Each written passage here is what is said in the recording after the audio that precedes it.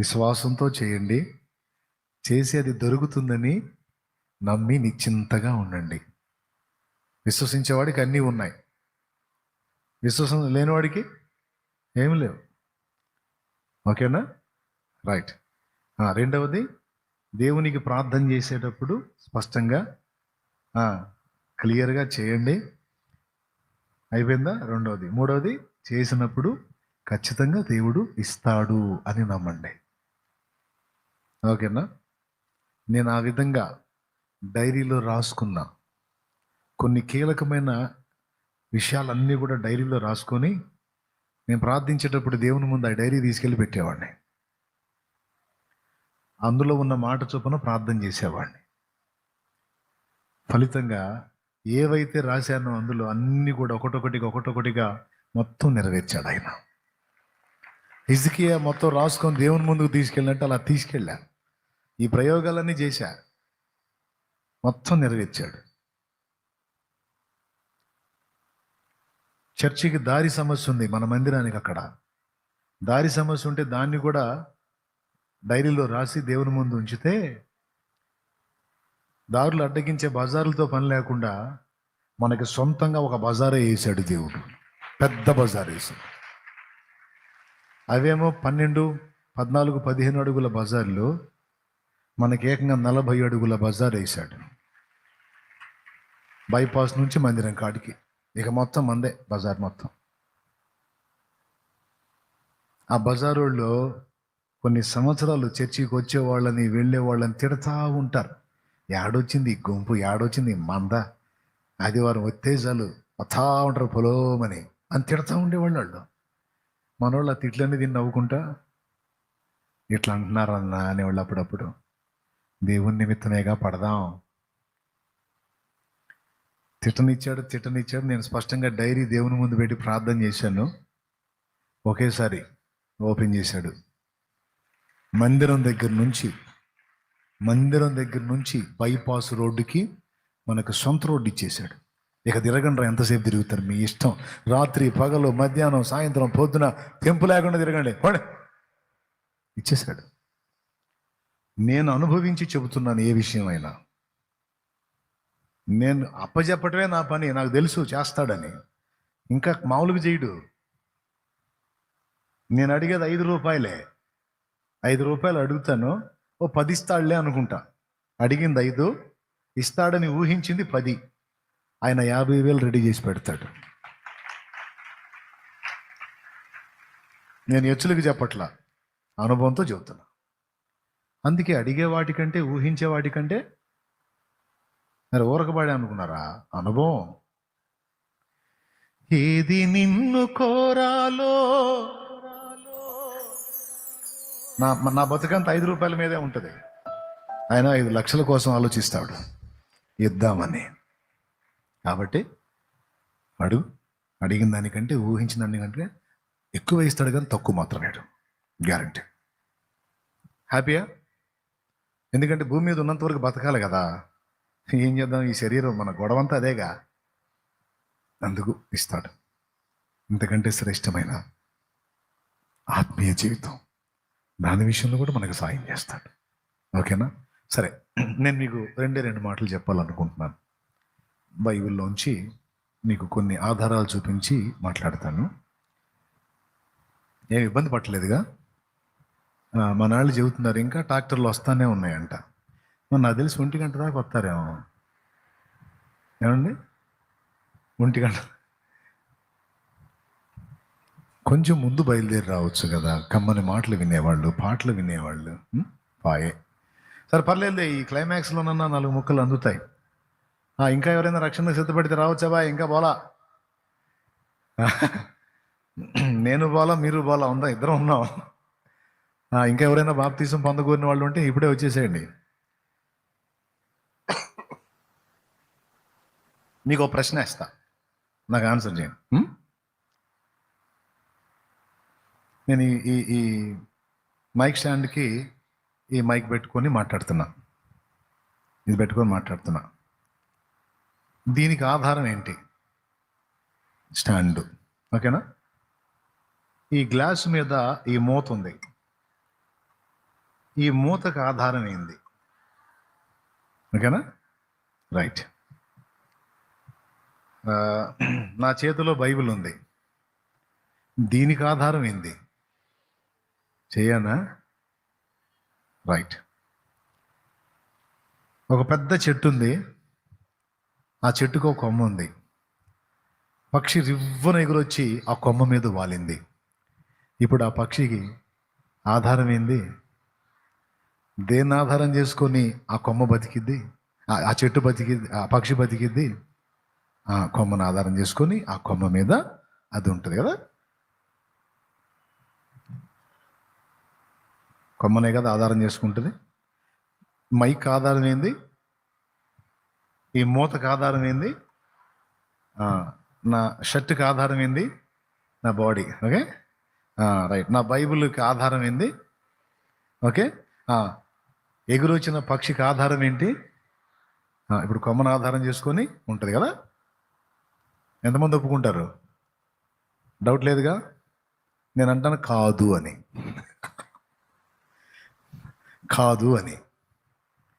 సహజంగా మనం అనుకునేది ఏంటంటే, మరి పక్షి కొమ్మ మీద వెళ్ళినప్పుడు కొమ్మనే కదా ఆధారం చేసుకుంటుంది అని మనం సహజంగా అనుకుంటాం. ఆన్సర్ కూడా అదే ఇస్తాం. కానీ అక్కడ ఒక చిన్న మెలిక ఉంది. పక్షి ఇబ్బంది లేనంత వరకే కొమ్మను ఆధారం చేసుకుంటుంది. దానికి ఇబ్బంది ఎదురైనప్పుడు కొమ్మని కాదు, దాన్ని రెక్కలను ఆధారం చేసుకుంటుంది. అర్థమైందా? టోటల్గా పక్షి కొమ్మ మీద వాలిన, చెట్టు మీద వాలిన, పక్షి ఆధారం చేసుకునేది మాత్రం దాని రెక్కలనే. ఈ చిన్న మాటలో జీవితానికి సరిపోయిన పాఠం ఉంది. ఇది చాలా చిన్న మాట, కానీ దీనికి జీవితానికి సరిపోయిన మాట ఉంది, జీవితానికి సరిపోయిన పాఠం ఉంది. మనం ఈ లోకంలో జీవిస్తున్న ఈ జీవితంలో మన భూమి మీద జీవితానికి, చచ్చాక పరలోకం పోవటానికి కూడా రకరకాల ఆధారాలు వెతుక్కున్నాం. బాగా వినండి, రకరకాల ఆధారాలు. ముఖ్యంగా ఈ భూమి మీద జీవితం ఒక 70-80 ఏళ్ళు తర్వాత ఎలాంటి వాళ్ళు కూడా చావాల్సిందే. ఒక 90-100, కనీసం 100 లోపు వెళ్ళిపోతాం. చూస్తానే 30, 40, 50, 60, 70, కొంతమందికి 20 దాటొస్తూ ఉన్నాయి. ఒక రోజు గడిచిపోయింది అంటే లైఫ్లో ఒక రోజు క్లోజ్ అయిపోయింది, ఇంకా రాదు మళ్ళీ అది. కాబట్టి మనం ఉండేది కొద్ది రోజులు.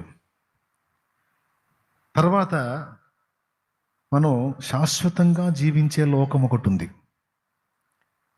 అది నరకమైనా కావచ్చు, పరలోకమైనా కావచ్చు. కానీ ప్రతి మనిషికి స్పర్శ ఉంది. ఏదో ఒకనాడు నేను చచ్చిపోతాను. ముఖ్యంగా మామూలుగా రాకపోయినా తనతో కూడా ఉన్నవాళ్ళు ఎవరైనా కన్ను మూసినప్పుడు మాత్రం ఖచ్చితంగా వచ్చింది. మొన్నవాడు పోయాడు, ఇప్పుడు ఈడు పోయాడు, రేపు నేనేమో, ఎవడుంటాడో ఎవడు పోతాడో, ఏంది వింతగా మాయమవుతున్నారు, పోయినోడు మళ్ళీ కనపట్టలేదు అనుకుంటా అప్పుడన్నా ఆలోచిస్తా. నేను అంటున్నాను, నీ ఆలోచన కరెక్టే, నీ ఉద్దేశం కరెక్టే. ఏదో ఒక రోజు నువ్వు వెళ్ళేది ఖాయం. నువ్వు ఎంత బలవంతుడివైనా, ఎంత చమత్కారివైనా, ఆటగాడివైనా, నీటిగాడివైనా, కేటుగాడివైనా, పోటుగాడివైనా, నువ్వు ఎవరివైనా ఏదో ఒక రోజు ఈ లోకాన్ని వదిలిపెట్టి వెళ్ళక తప్పదు. కండలు మెలిదిరిగిన వీరుడైనా సరే, ఏరి బలాఢ్యులేరి, రాజులేరి, భూపతులేరి, అధిపతులేరి, చక్రవర్తులేరి మొత్తం మట్టి పాలైపోయారు. రేపు నువ్వు నేను కూడా. అయితే మనకు అర్థమవుతుంది ఏంటంటే, ఇక్కడున్న లైఫ్ అనేది టెంపరీ, చిన్న జీవితం. కానీ దేవుడు మనకు సిద్ధం చేసిన జీవితం చిన్న జీవితం కాదు, శాశ్వత జీవితం, పెద్ద జీవితం. ఆ పెద్ద జీవితం ఒకేసారి ఇవ్వాల మనకి. పెద్ద జీవితం ఒకేసారి ఇవ్వాల.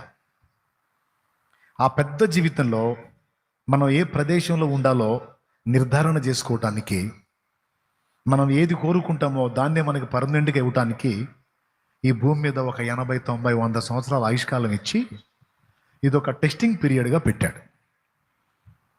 పరిశోధన సమయంగా, పరీక్షా సమయంగా ఈ 70-80 ఏళ్ల లైఫ్ పెట్టాడు. అక్కాయ్ స్తోత్రం చెప్పు.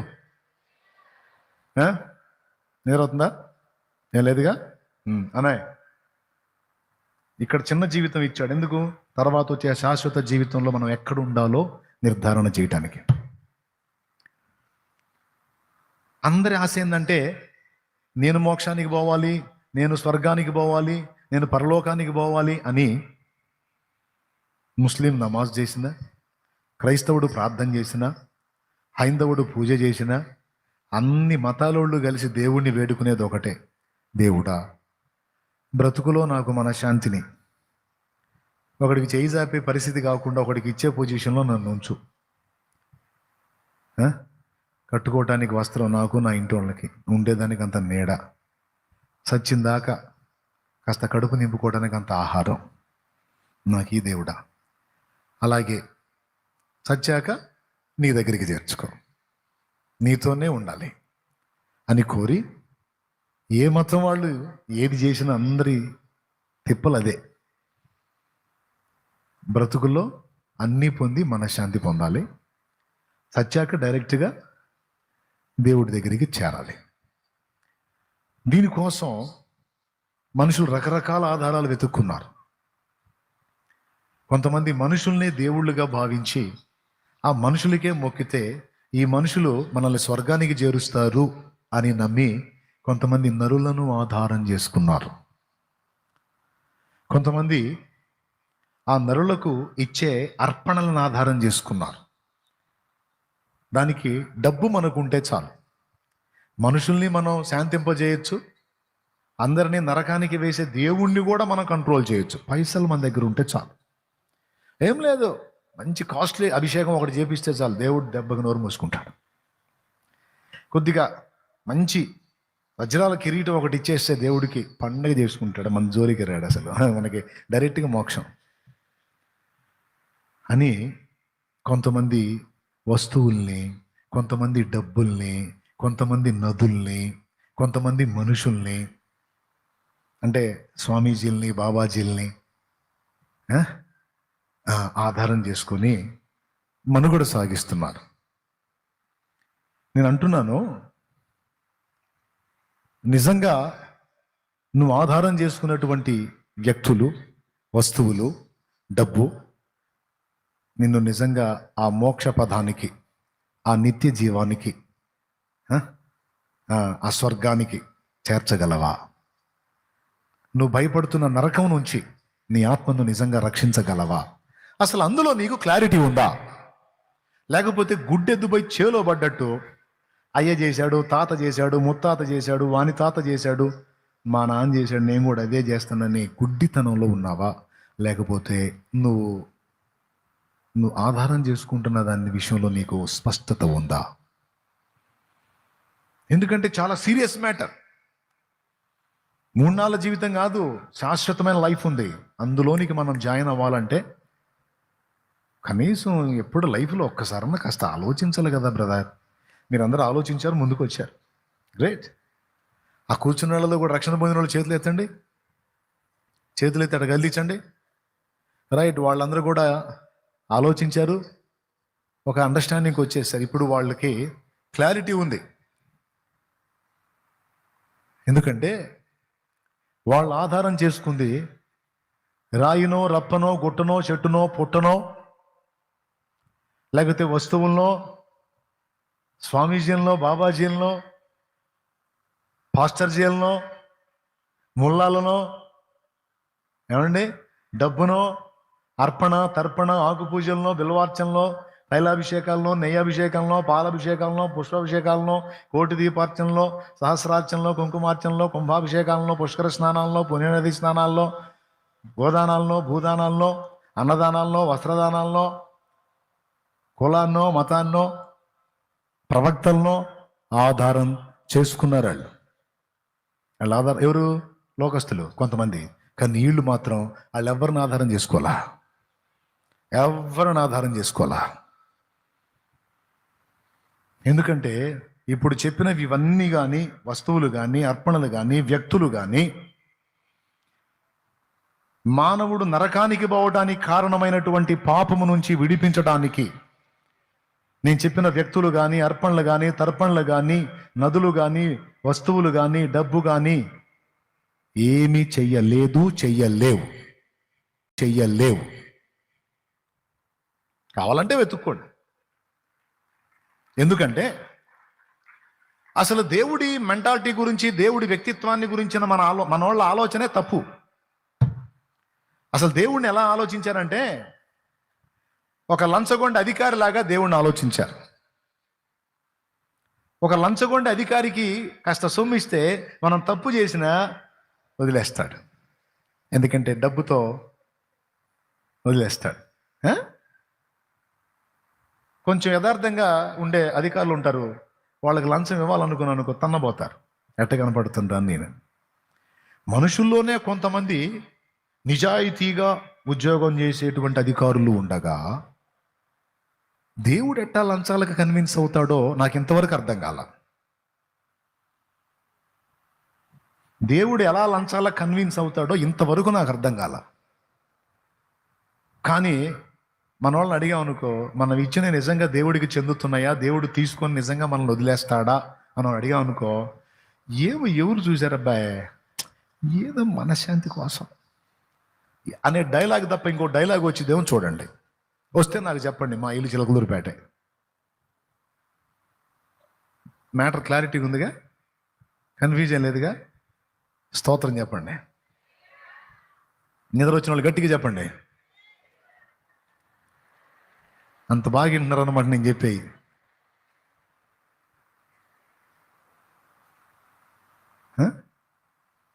పోగొట్టుకోదు ఈ మాటలో. ఈ మిస్ అయినాయా, నువ్వు మిస్ చేసుకున్నావా, చాలా నష్టపోతావు. ప్లీజ్, చాలా కష్టపడి వచ్చావు. విను, 2 ముక్కలు అన్నాను, 2 మాటలు. ఆ 2 మాటలు ఎంత పొడవు అంటే నాకు తెలియదు, దేవుడు చెప్తాం.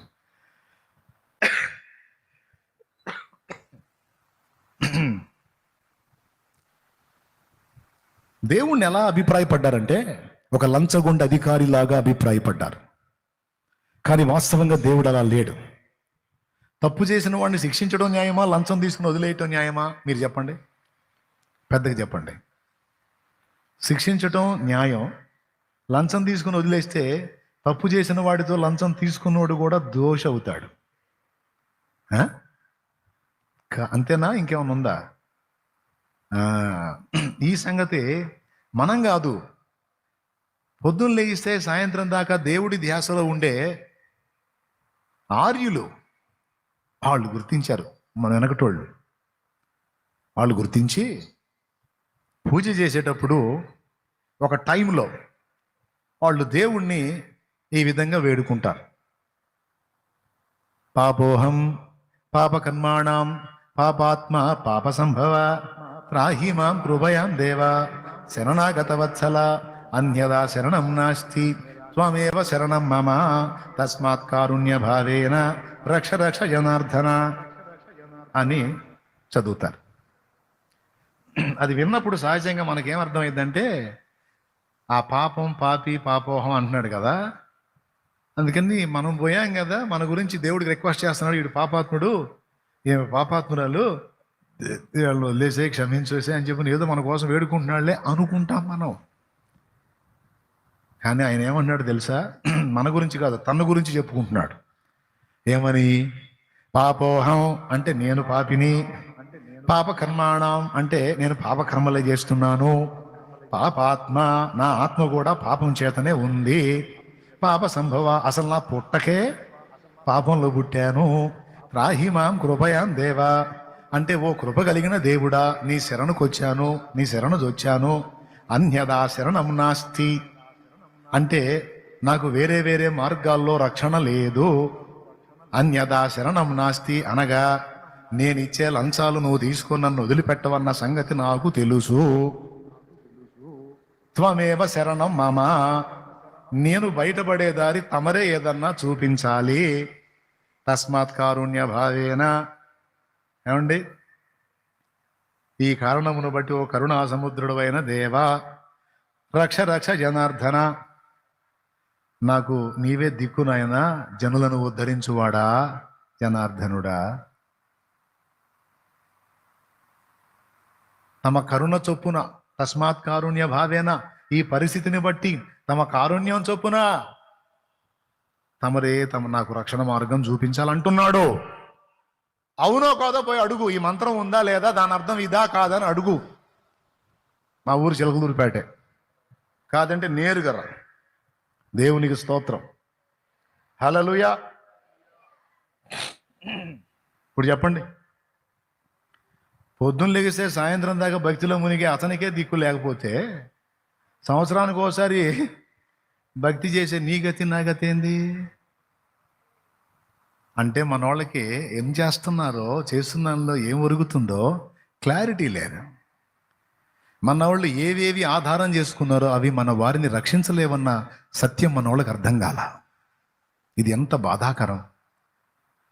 పాపం వాళ్ళు చెప్పులు లేకుండా నడుస్తున్నారు, 41 రోజు నానా బాధలు పడుతున్నారు, చన్నీళ్ళు స్నానం చేస్తున్నారు, మైళ్ళు మైళ్ళు మైళ్ళు కాళ్ళు పచ్చళ్ళైన దాకా నడుస్తున్నారు, మామిడి మీద జుట్టు ఊడిపోయిన దాకా మోస్తున్నారు.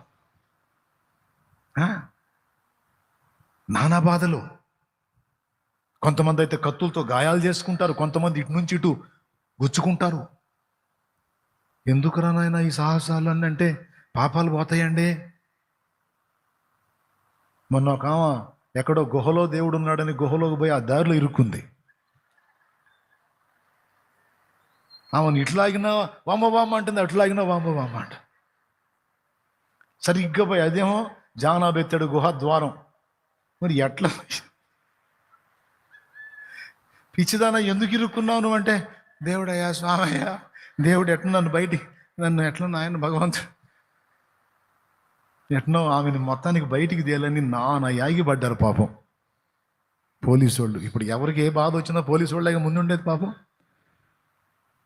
వాళ్ళు ఏడబుడతారు మైండ్ తక్కువ వాళ్ళు అందరూ. ఎన్ని దారులే వచ్చి ఇందులో అంటే, కాదయ్యా ఇందులో గుండా పోతేనే ఆయన స్వామి బాగా, ఇది సామాన్యమైన దారి కాదంట, ఇది మామూలు దారి, మహాద్వారం అంటయ్యా, ఇది మహాద్వారంగా డైరెక్ట్గా వచ్చేదానికి ఇప్పుడు ఇంకొంచెం గుండెకి ఒత్తిడి తగిలితే. అంటే వాళ్ళని తప్పు పట్టకూడదు, వాళ్ళ అమాయకత్వం అది. జాలి పడాల్సిన విషయం చెల్లి. ఒక ఆమె బిల్డింగ్ మీదకి వెళ్ళి కింద ముళ్ళ కంప పరిచి పుట్టిన బిడ్డని ఆ బిల్డింగ్ మీద నుంచి ఆ కంప మీదకి విసురుతుంది. ఎందుకమ్మా నువ్వు ఎట్ట విసురుతున్నావు అంటే, అలా బిడ్డని దేవుడికి అలా ఇస్తే వాడి భవిష్యత్తు బాగుంటుంది, వాడికి ఏ రోగాలు రావని చెప్పారు అయ్యా, అందుకని వేసానట.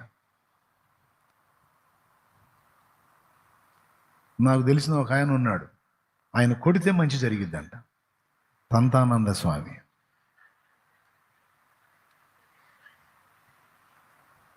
వాడి చేత ఎన్ని తనులు తింటే అంత మంచిదంట. అడిగడిగి తనులు తింటున్నారు. ఆ మధ్యకాలంలో ఒక ఆమె పెద్ద వైరల్ అయిపోయింది. మెంటల్ ఆమె పాప మైండ్ పోయింది. ఆమె దగ్గర పోయి ఇదిగో అని కళ్ళించుకొని పటామని బీగిద్ది అనుకుంటా పోతున్నారు. ఇదంతా ఆలోచించినప్పుడు మంచి జరిగిద్ది, పుణ్యం వచ్చిద్ది, మోక్షం వచ్చిద్ది అనే భ్రమలో ఎన్ని జీవితాలు పతనం అయిపోతున్నాయో. ఆ మధ్య ఇంకొక వీడియో చూశాను. ఒక అమ్మాయిని కూర్చోబెట్టాడు, కొబ్బరి టెంకాయలు తీసుకొని అమ్మాయి తలకాయ మీద కొడుతున్నాడు. బండ లేకపోతే నా తలకాయ మీద కొట్టాలి? ఎన్ని బండలు లేవు ఆ దరిద్రుడికి. ఒక మాట అండి, అదేమన్నా మామూలుగా ఉంటుందా ఆ టెంకాయ పేడు? కొడతా ఉన్నాడు, దెబ్బ కరెక్ట్గా తగిలింది, కాసేపటికి బ్లడ్ ఇట్లాగా వచ్చి అలాగ పడిపోయింది. ఆ అమ్మాయి ఉందో పోయిందో కూడా తెలియదు. ఎందుకు ఈ విన్యాసాలు అంటే, భక్తి, దేవుడు, మోక్షం, మనశ్శాంతి, స్వర్గం. నీ చుట్టూ ఉన్న సమాజంలో పరిస్థితులు ఇవి. ఏం చేస్తున్నారో, ఎందుకు చేస్తున్నారో, వాటి వల్ల వచ్చేదేంటో తెలీదు. భక్తి, దేవుడు. సరే దేవుడు సరే, మరి డ్యాన్స్ పార్టీలు ఏంది? ఏం నాకు అర్థం కాల. దేవుడు సరే, డ్యాన్స్ పార్టీ ఏంది? ఆ డ్యాన్స్ పార్టీలో ఆడపిల్లల్ని బట్టలు ఉడదీసి ఎగరమంటం ఏంది?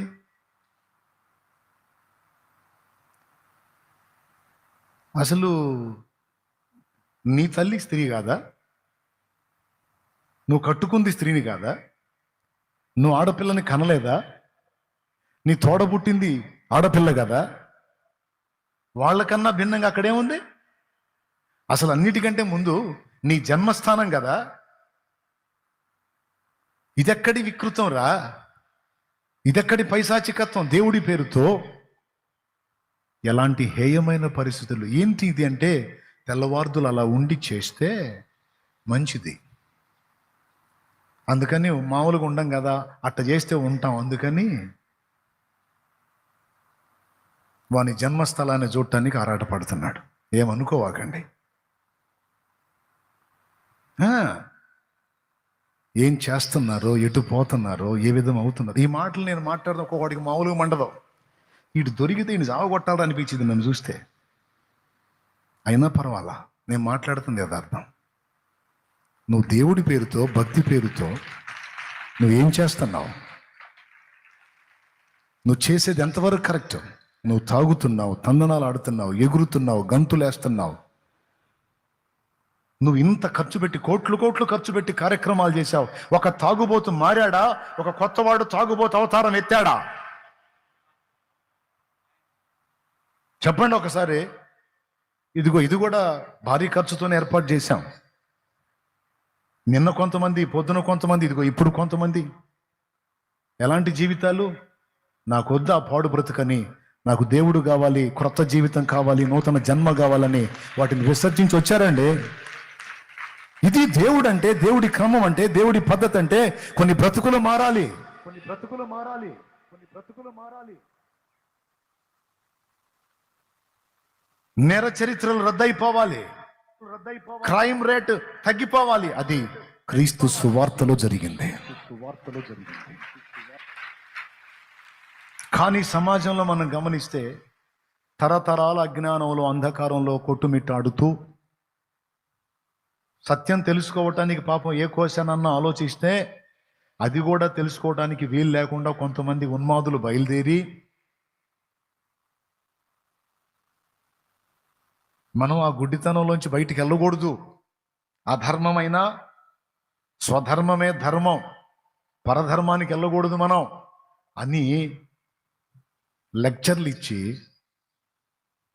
ఇటువైపు చూద్దామంటే బైబిల్ దేవుడు మంచోడు కాదు, బైబిల్ దేవుడు అట్లా, బైబిల్ దేవుడు ఎట్లా, 3 మేకులు పీక్కోలేకపోయాడు, తనను తానే రక్షించుకోలేకపోయాడు, మనల్ని ఏమి రక్షిస్తాడు?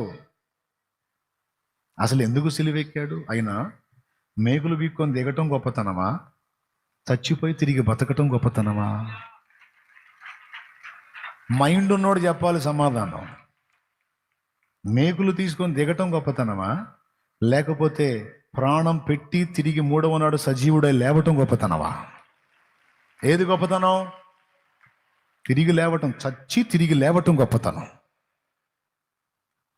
ఇలాంటి పనికి మాలినటువంటి వ్యక్తులు ధర్మరక్షకుల అవతారాలు ఎత్తి తరతరాల అజ్ఞానాన్ని కొనసాగించడానికి కులాల పేరుతో, మతాల పేరుతో విభజించు, పాలించు అని సహోదరత్వంతో, సౌభ్రాతృత్వంతో అన్యోన్యంగా కలిసిమెలిసి బ్రతుకుతున్నటువంటి వ్యక్తుల మధ్య చిచ్చులు పెట్టి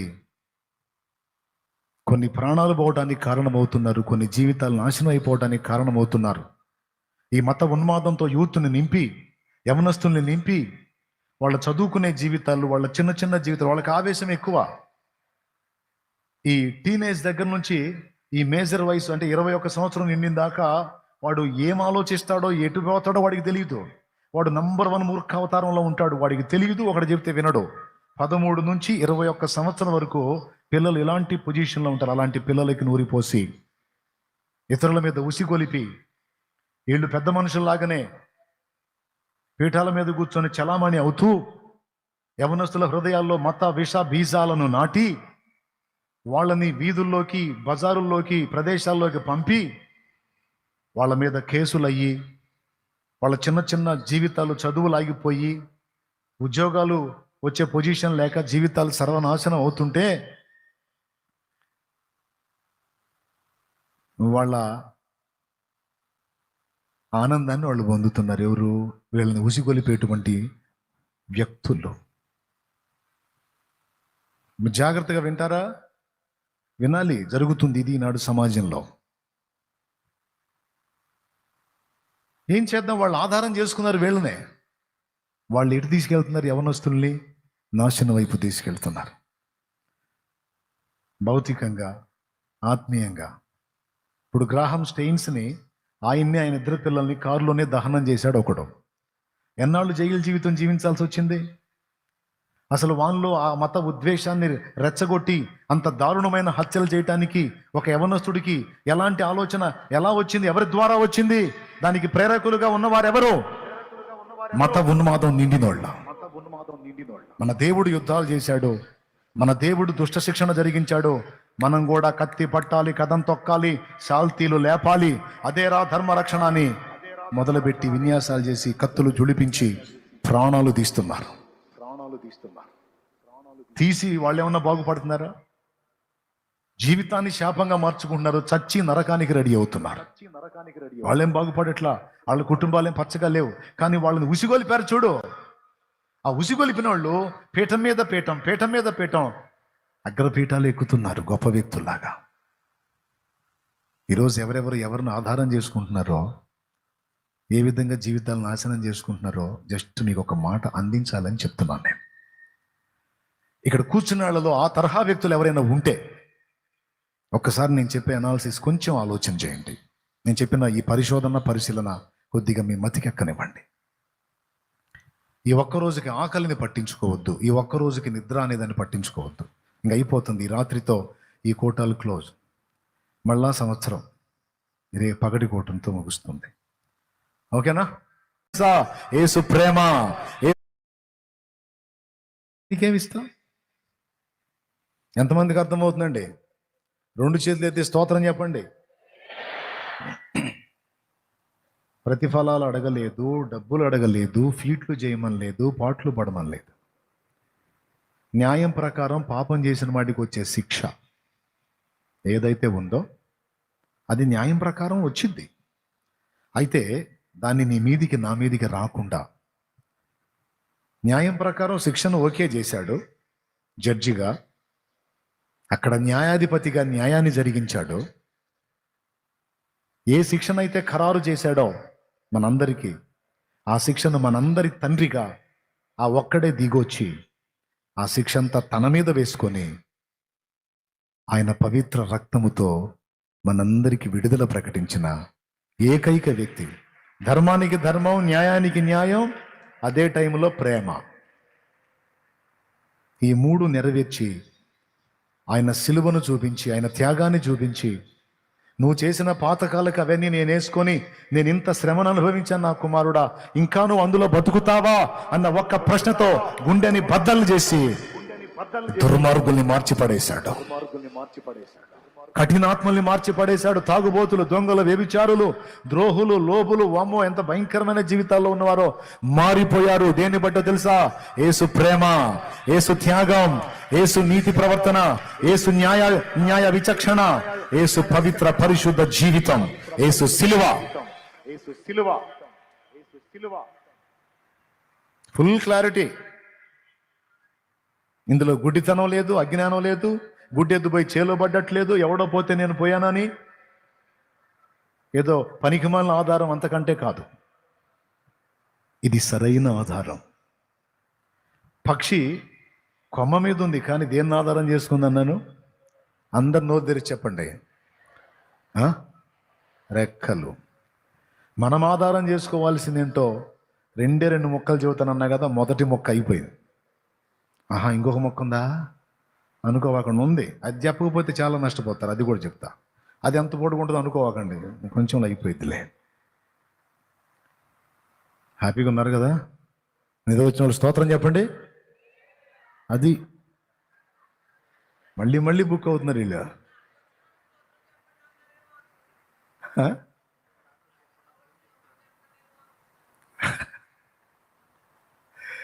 సరే, ఒకటైపోయింది. ఇప్పుడు మనకు ఆధారం ఎవరు? మనకు ఆధారమైన వాడు నరుడు కాదు, దేవుడు. ఆ దేవుడే మనకు ఆధారం అవడానికి నరుడయ్యాడు. రక్షణాధారము యేసే, నిరీక్షణాధారము యేసే. మన ఆధారం పర్ఫెక్ట్గా ఉంది, తిరుగులేదు. ఈ బ్రతుకులో ఏదొచ్చినా మన మేలుకే వస్తుంది. ఎందుకంటే మనకు ఆధారమై ఉన్నాడు నరుడు కాదు. ఏది జరిగించినా అది అడు తిరిగి ఇడి తిరిగి నేను బాధ పెట్టి ఏడిపించి దుఃఖపెట్టింది అయినా క్లైమాక్స్లో నీకు ప్లస్గా మారిపోయింది, నీకే ఫేవర్ అయిపోద్ది. అంతే జరిగిద్ది, అంతే. దాన్ని బట్టి నువ్వు బ్రతుకులో కలతపడాల్సిన అవసరంలా.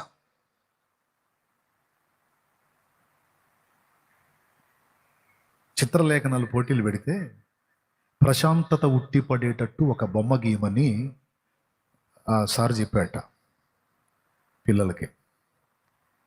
అందరూ పచ్చిక బయళ్ళు, జలపాతాలు, సెలయేళ్ళు, సాయంత్రం వేళ పక్షులు ఇవన్నీ గీసుకొని వెళ్ళారు. ఒకడు అయ్యేం గీలే. సముద్రం ఒడ్డున ఒక పెద్ద బండరాయి, ప్రచండమైన అలలు లేచి ఆ బండరాయిని కొడుతున్నట్టు గీశాడు. గీసి ఆ రాయిలో ఒక చిన్న రంధ్రం, అందులో ఒక చిన్న పక్షి ప్రశాంతంగా కూర్చున్న బొమ్మ వేశాడు. ప్రశాంతత ఉట్టిపడేటట్టు మిగిలిన బొమ్మలు వేశారు కదా, వాటికి ప్రైజ్ రాలా.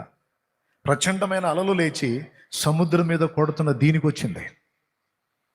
ఎందుకంటే ఆ రాతిలో తన సందు చేసుకుని, ఆ రాతిని ఆశ్రయం చేసుకుని, ఆ రాతిలో ఉన్న రంధ్రంలో తలదాచుకొని నెమ్మదిగా కూర్చున్న పక్షి ఏమంటుందో తెలుసా? నా మీద పడదామని, నన్ను కొడదామని, నన్ను చెడగొడదామని, పడగొడదామని సూర్యోదయం మొదలుకొని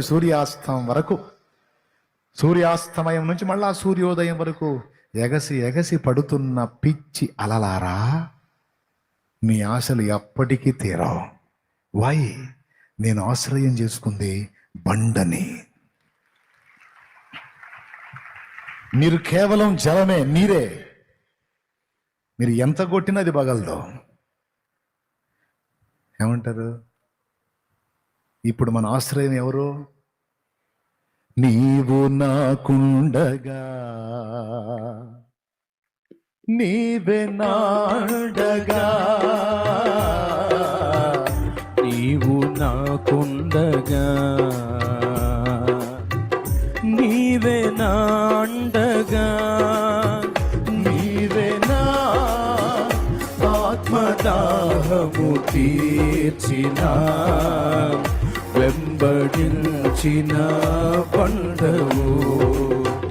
నీవే నా ఆత్మదాహము తీర్చిన, వెంబడించిన పండవు.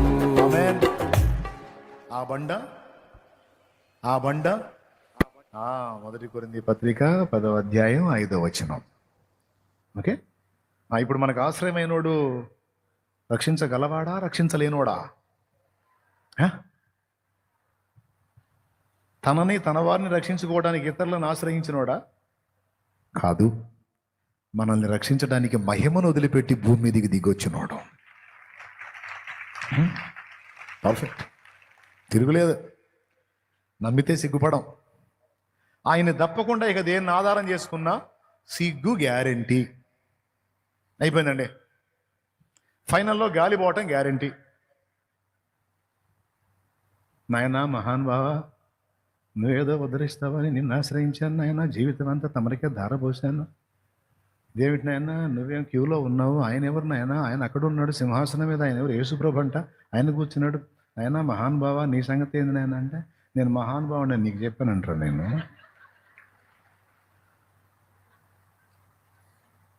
అరే, ఫాలో అయ్యేటప్పుడు నా బతుకు చదవద్దా? ఫాలో అయ్యేటప్పుడు నా జీవితం తెలుసుకోవద్దా? నేను రక్షించగలనో లేదో? ఎరా 70 ఏళ్ళు బతికావే, 80 ఏళ్ళు బతికావే, కనీసం ఒక్కసారన్నా ఆలోచించద్దంటరా అసలు ఏది వాస్తవం, ఏది నిజమని. అందుకే నువ్వు నాతో పాటు క్యూలో ఉన్నావు అంటాడు. ఆలోచించాలండి, ఆలోచించాలి. మనకు ఆ పరిస్థితి ఉండదండి. ఎందుకంటే ఈయనకి లైసెన్స్ ఉంది, అధికారం ఉంది. ఎలా వచ్చిందంటే అధికారం? ప్రాణం పెట్టి సాధించాడు. ఇతను పాపే, నిలబడు. పాపి దేవుని ముందుకు వెళ్ళాడు.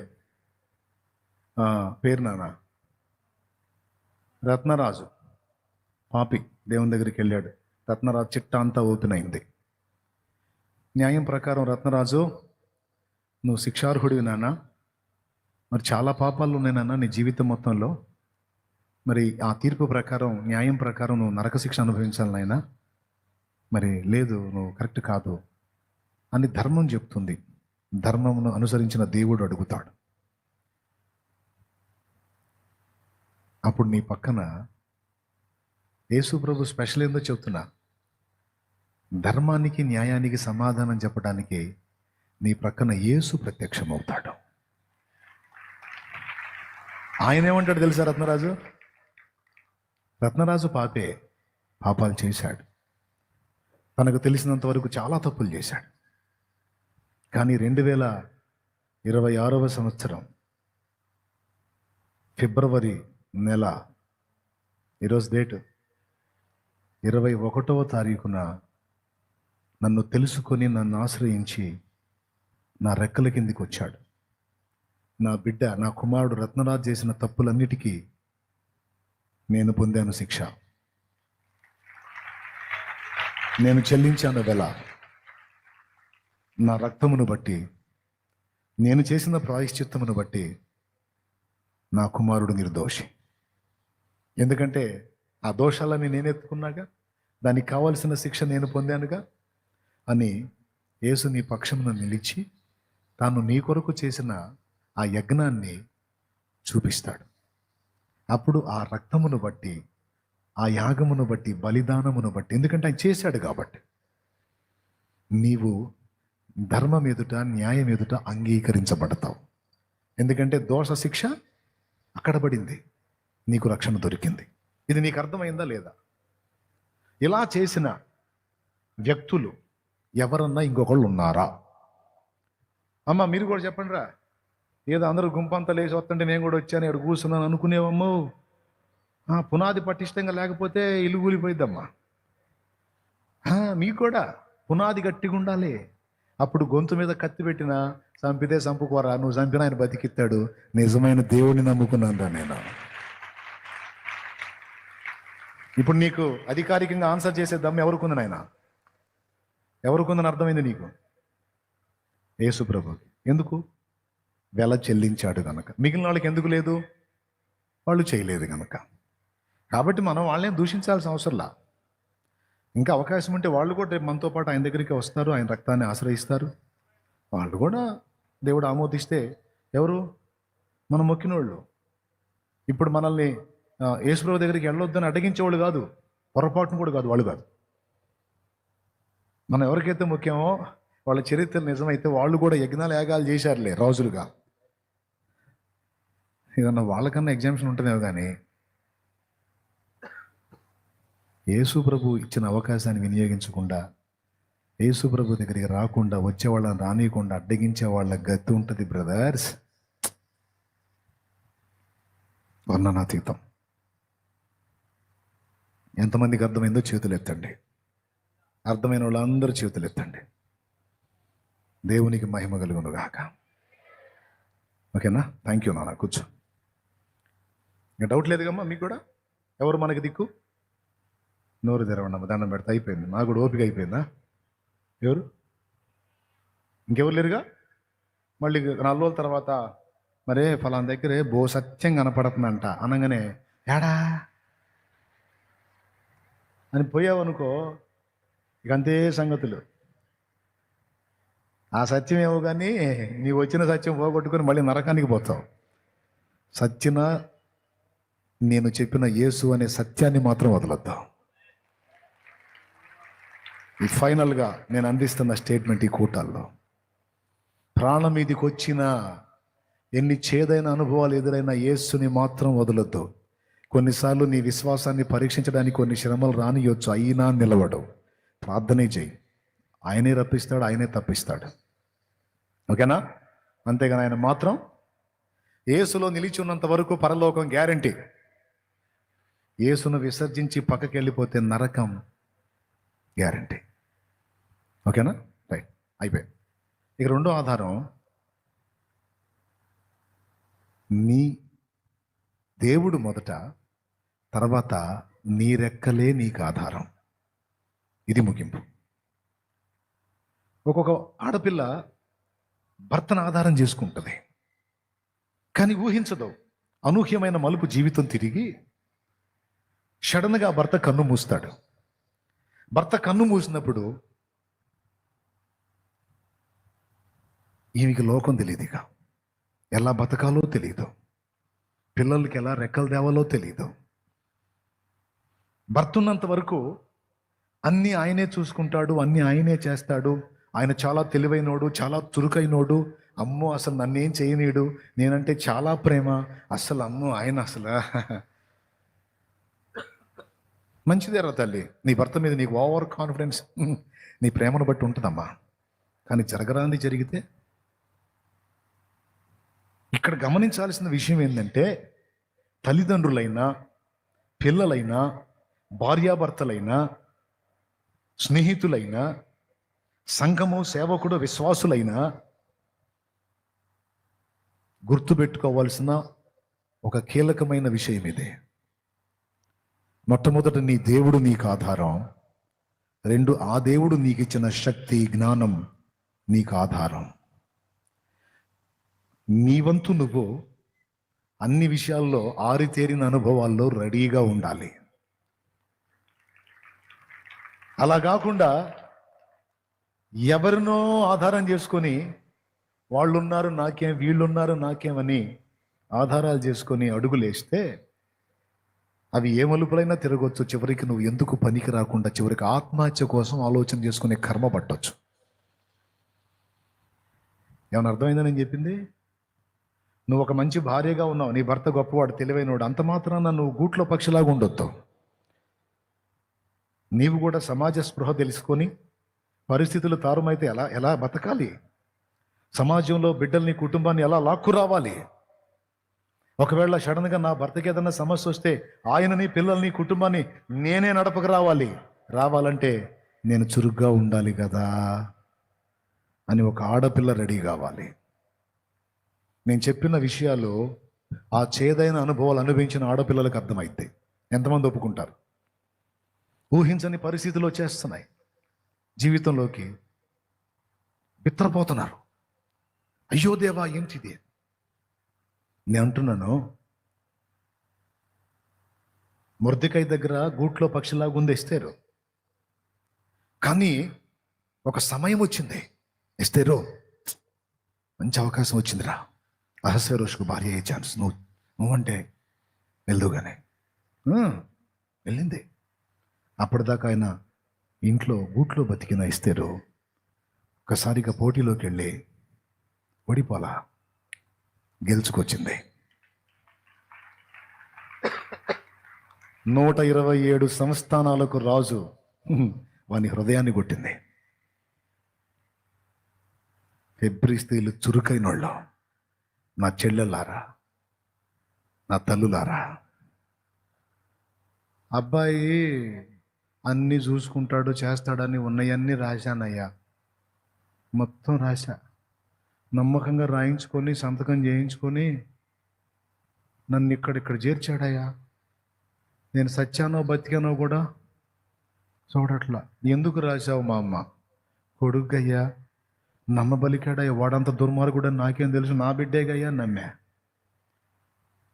పాపం కొడుకు ఆధారం అవుతాడు అనుకుంది, సత్రంలో పడేసి వెళ్ళాడు, నడివీధిలో పాలు చేసి వెళ్ళాడు. ఒకడేమో బొందలగడ్డ దగ్గర తీసుకెళ్ళి వదిలిపెట్టి 2000 డబ్బులు ఇచ్చి ఈయన్ని బూట్ చేయని పోయాడు ముసలాడిని. ఈరోజు మీకు ఒక బంపర్ ఆఫర్ చెబుతున్నా, అట్లా నీ కొడుకు కానీ నీ కూతురు కానీ నీ ఆస్తి రాయించుకొని నేను అలా రోడ్డు పాలు చేస్తే వాళ్ళ మీద నువ్వు కేసు పెట్టి నీ ఆస్తి తిరిగి నువ్వు స్వాధీనం చేసుకునే హక్కు నీకుంది. కావాలంటే కోర్టు ఇలాంటి జడ్జిమెంట్ లేటెస్ట్కి ఇచ్చింది, ఇక చూసుకో వాళ్ళ సంగతి. తోల్ది ఒక్కొక్కడిని, వాళ్ళకి ఏమి రాశావో అది మొత్తం క్యాన్సిల్ చేసి మళ్ళా నీ ఆస్తిని నువ్వు స్వాధీనం చేసుకొని వాళ్ళని ఒక ఆట ఆడించే ఛాన్స్ ఉందే. చూసుకో పెద్దమ్మా, నీకు ఎవడో ఆధారం కాడు పిచ్చిదానా. కథ అటైనా ఇటైనా నిలబడాలి, ఎదిరించాలి. దేవుణ్ణి ఆధారం చేసుకో, దేవుడు నీకు ఇచ్చిన జ్ఞానాన్ని ఆధారం చేసుకో.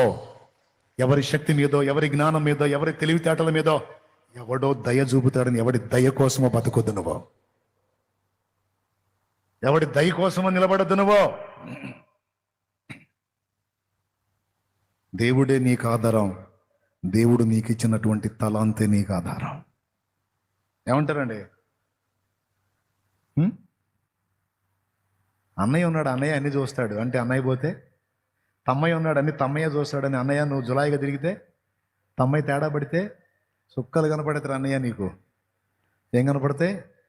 పట్టపగలే సుక్కలు కనపడతాయి. వద్దు నాన్న, దేవుడు నీకు లైఫ్ ఇచ్చాడు, పవర్ ఇచ్చాడు, పోరాడు నాన్న. భయపడేది ఏముంది నాన్న?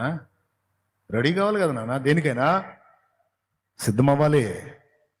ఏటికి ఎదుటానికి.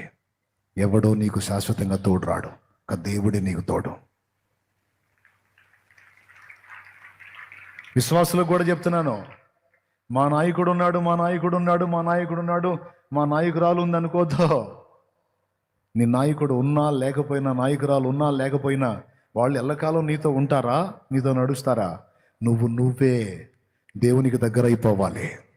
నువ్వే దేవునితో అంటుకట్టబడాలి. నువ్వే క్రీస్తులో స్థిరపరచబడాలి. నువ్వే. ఈరోజు నేను బాప్తీసం ఇస్తాను తమ్ముడు మీకు. మీలో చాలామంది అలా తీసుకున్నారు. ఇచ్చి నైట్ అయిపోయింది నాన్న కూటం. రేపు పగల కూటంతో ప్రభు బల్లో చేసి మీరు వెళ్ళిపోతారు.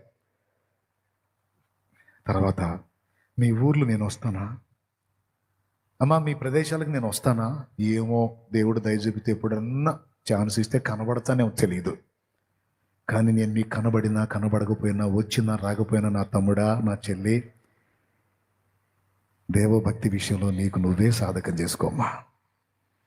నీ రెక్కల్ని ఆధారం చేసుకొని ఎగరటానికి ట్రై చేయమ్మా. మొదట దేవుడమ్మా, తర్వాత నీ రెక్కలే నీకు ఆధారం రా తల్లి. ఇంతకు మించిన మంచి మాట ఇంకోటి ఏమైనా ఉంటుందా? ఏమంటారు? మంచి వెయిట్ ఉన్న మాట కదా, సరిపోద్ది అయిపోటుకే. ఇగలే అమ్మయ్యా.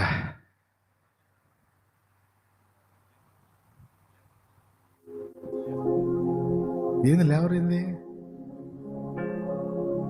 అయిపోయింది కదా, 12 అయిపోయింది దగ్గరగా. నువ్వు ఎవరిని ఆధారం చేసుకొని మురిసిపోతున్నావో ఆ ఆధారాలన్నీ అల్పమైనవే పిచ్చిదా నా తల్లి, నా చెల్లి. నువ్వెవరిని ఆధారం చేసుకొని మురిసిపోతున్నావో తమ్ముడా, ఆ ఆధారాలన్నీ అల్పమైనవి నాన్న. మనకు అసలైన ఆధారం నజరేయుడగు యేసు. ఎవరు? అసలైన ఆధారం యేసు. నువ్వు బేదరికంగా ఉన్నప్పుడు అందరూ వచ్చి కొంచెం నీకేదో సపోర్ట్ చేసినట్టు మాట్లాడతారు. కొద్దిగా నువ్వు సౌండ్ అయ్యావనుకో, నీ మీద వ్యసన పడతారు. కానీ నువ్వు ఆ స్థితిలో ఉన్నా, ఈ స్థితిలో ఉన్నా, ఏ స్థితిలో ఉన్నా నిన్ను వదలకుండా వెంటాడేది యేసయ్య. ఆయన ప్రేమలో మార్పు లేదు.